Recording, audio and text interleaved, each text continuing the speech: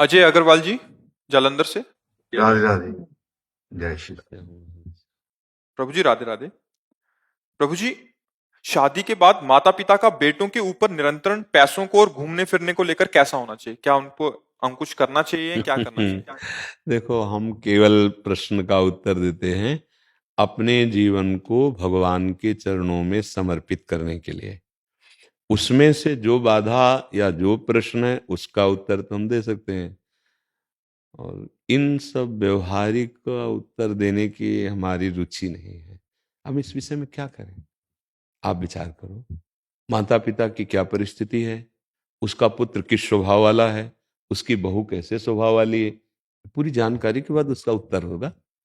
प्रत्येक माता पिता का स्वभाव अलग अलग है, प्रत्येक बहू का स्वभाव अलग अलग है, प्रत्येक बेटों का स्वभाव। तो अगर यहां से हम उत्तर देते हैं तो सार्वभौम उत्तर जाएगा, तो इसका सार्वभौम उत्तर तो नहीं हो सकता, इसका व्यक्तिगत उत्तर हो सकता है। आप अगर पूछ सकते हैं कि आपके माता पिता की अवस्था ये है, उनका स्वभाव ये है, हम उनके बेटे हैं, हमारी पत्नी का स्वभाव ऐसा है, अगर हम बाहर जाना चाहते तो फिर ये पर्सनल स्वभावगत उत्तर है, लेकिन ये सार्वभौम उत्तर नहीं। तो हम साधु वेशधारी हैं, हमारा उत्तर सार्वभौम होगा। आप परमार्थ के विषय में प्रश्न करेंगे, सार्वभौम उत्तर होगा, लेकिन व्यवहार के विषय में व्यक्तिगत उत्तर होता है।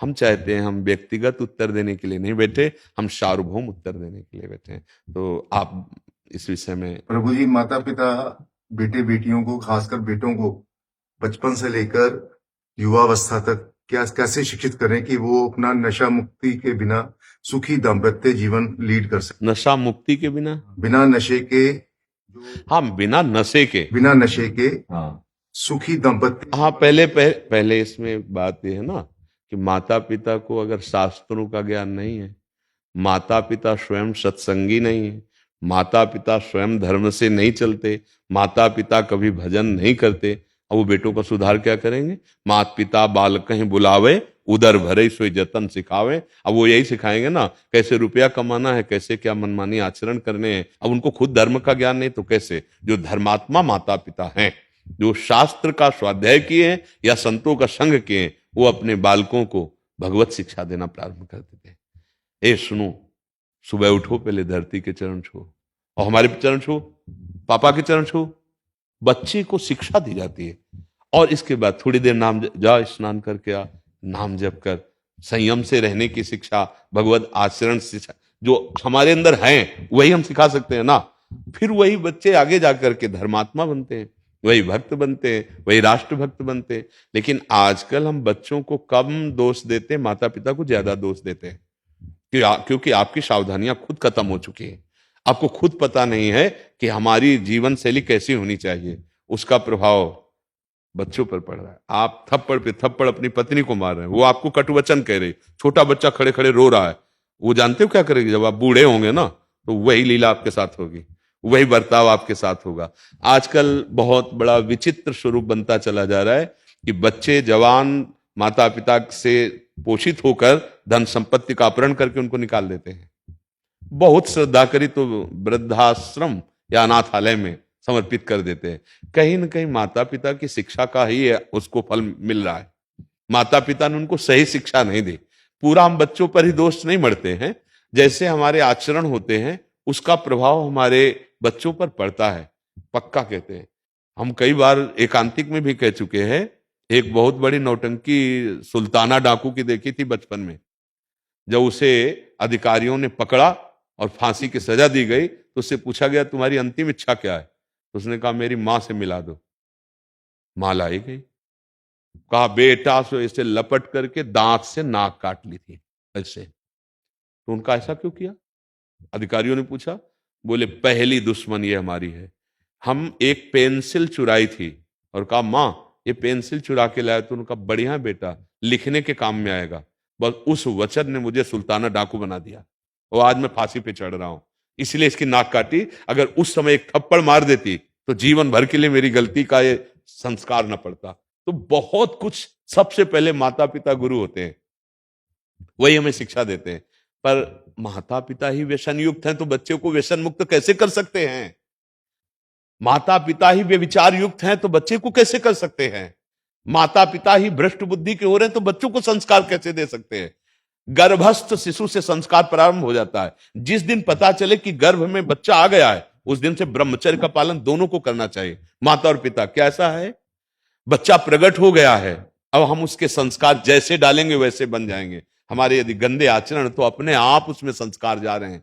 समझो, जब वो जवान होगा और अपना वर्ताव प्रकट करेगा, तब रोते घूमोगे कि हमारा बेटा है। नहीं नहीं, उसके जनक आप हैं। जनक माने पिता, उन संस्कारों के भी जनक आप हैं।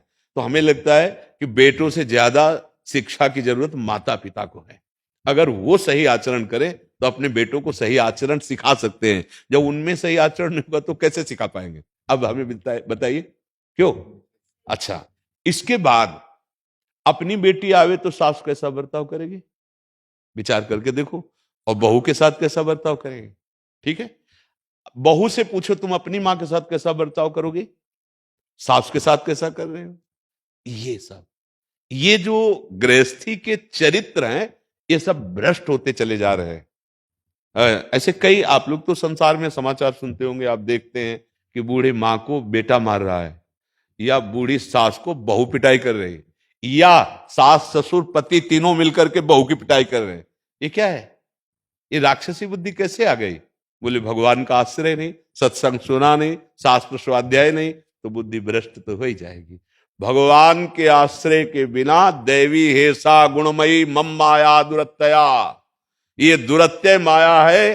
किसी भी तरह कितना भी कमा लो, शांति नहीं मिलने वाली, सुख नहीं मिलने वाला, कुछ भी भोग लो, भगवान का आश्रय ले लो, नाम जप करो, और बड़े बूढ़ों जो माता पिता परिवार, उनकी भगवान मानकर सेवा करो। सच्ची मानना, भगवान प्रसन्न हो जाएंगे। अपनी माँ में भगवान देखो, अपने पिता में भगवान देखो, बुजुर्गों में, बीमार में, पशु पक्षियों में। ऐसे अगर ऐसी दया की भावना आ गई, भगवान प्रसन्न हो जाएंगे। पर हम लोग विपरीत दिशा की तरफ जा रहे हैं। भोले भाले पशुओं का वध करके उनको रांधते खाते हैं, बड़े आदमी बने, खूब रुपया है ना, मनमानी पैसे के बल पर व्यभिचार करते हैं, मनमानी व्यसन करते हैं। कर लो, 4 दिन है, इस खेती में जो बोओगे वही काटना पड़ेगा। बबूल बोओगे तो कांटा मिलेंगे, आम बोओगे तो मीठा रसदार फल मिलेगा। तो ये कर्म है, अवश्य में भोक्तव्यम कृतम कर्म शुभाशुभम। अगर हम किसी को भी समझाना चाहते तो पहले हमें समझना होगा।